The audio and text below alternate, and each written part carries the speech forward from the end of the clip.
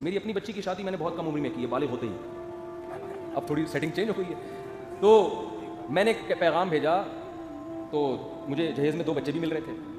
میں ذہنی طور پر اس کے لیے تیار نہیں تھا کہ میں کسی کے بچوں کو کیوں پالوں بھائی۔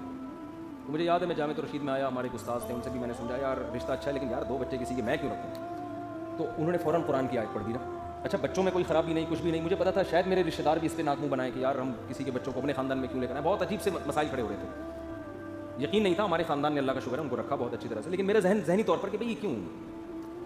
تو مجھے وہ قرآن کی آیت ہمارے ایک استاد نے پڑھ کے سنائی۔ بعض آیتیں آپ صبح شام پڑھتے ہیں لیکن مستحضر نہیں ہوتے۔ وہ آیت یہ پڑھی انہوں نے، وَرَبَائِبُكُمُ اللَّاتِي فِي حُجُورِكُم مِّن نِّسَائِكُمُ اللَّاتِي دَخَلْتُم بِهِنَّ۔ بہت دلچسپ واقعہ ہے کہ اللہ نے قرآن میں فرمایا تم پر تمہاری مائیں حرام، ان سے نکاح نہیں کر سکتے، تمہاری بیٹیاں حرام، تمہاری بہنیں حرام، دودھ شریک بہنیں حرام، یہ سب رشتوں کا نام لیے، پھپھی سے نکاح نہیں، خالہ سے نکاح نہیں، اور ان سوتیلی بیٹیوں سے بھی نکاح نہیں کر سکتے جو تمہاری گود میں پلتی ہیں۔ آئی بات سمجھ؟ اب میں بہت عرصے سے حیران ہوتا تھا کہ سوتیلی بیٹی تو گود میں پلے نہ پلے، نکاح بہرحال اس سے کیا ہے، حرام ہے نا۔ نہیں آ رہی بات سمجھ میں بھائی، گود میں تو ہم ماں کی بھی پلتے ہیں، اللہ نے کہا تم پر تمہاری مائیں حرام، یہ نہیں کہا وہ مائیں جن کی گود میں تم پلتے ہو۔ کیا خیال ہے بھائی، پلتی ہیں نا، لیکن اللہ نے اس صفت کو ہائی لائٹ نہیں کیا۔ تم پر تمہاری بیٹیاں، سگی بیٹیاں بھی حرام جو تمہاری گود میں پلتی ہیں، یہ نہیں کہا بس بیٹیاں حرام۔ بہنیں حرام جن کے ساتھ تم ایک گود میں پلتے ہو، یہ نہیں کہا بس تمہاری بہنیں حرام۔ ستیلی بیٹی کا ذکر آیا تو تمہاری وہ ستیلی بیٹیاں جو تمہاری گود میں پلتی ہیں آئیں۔ میں یہ آیت پہ ہمیشہ حیران ہوتا تھا کہ قرآن نے اس کو ذکر کیوں کیا ہے، حالانکہ جیسے سگی بیٹی آپ کی گود میں پلے یا کسی اور کی گود میں پلے، نکاح اس سے کیا ہے، حرام ہے۔ آپ اپنی ماں کی گود میں پلے نہ پلے، ماں سے نکاح کیا ہے، حرام ہے۔ سوتیلی بیٹی آپ کی گود میں پلے یا نہ پلے، آپ کے لیے نکاح اس سے حرام ہے کہ نہیں ہے؟ لیکن پھر قرآن کی ذکر کیوں کر رہا ہے جب اس شرط کا کوئی فائدہ ہی نہیں ہے؟ یہ میرے ذہن میں ایک اشکال تھا جس کے جواب کی طرف میں نے کبھی سوچا بھی نہیں کہ اللہ کا کلام میں کوئی حکمت ہوگی، ہر چیز ہمیں تھوڑی معلوم ہوتی ہے۔ تو میں نے جب یہ ذکر کیا یار وہ بچے بھی مل رہے ہیں مجھے، تو میرے دماغ اس کے لیے ایگری نہیں ہو رہا۔ وہ وجہ اس کی ہے کہ بھئی یہ تو شریعت میں بھی کوئی پسندیدہ کام تھوڑی ہے یہ کہ کسی کے بچوں کو پالو، بھائی وہ اپنے رشتہ داروں کے آ رہے ہیں، ہم کیوں رکھیں ان کو۔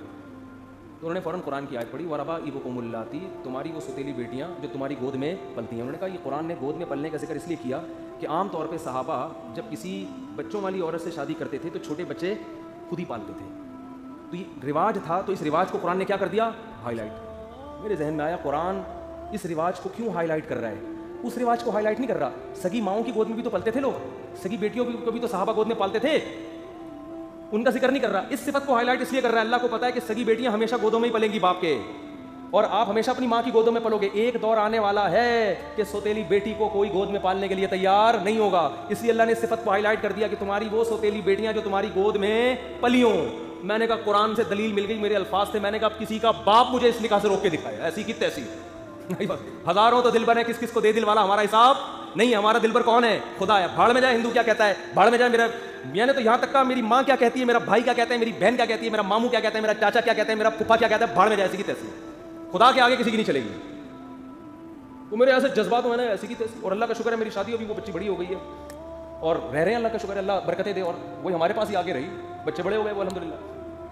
تو یہ 2008 یا 9 کی بات ہے۔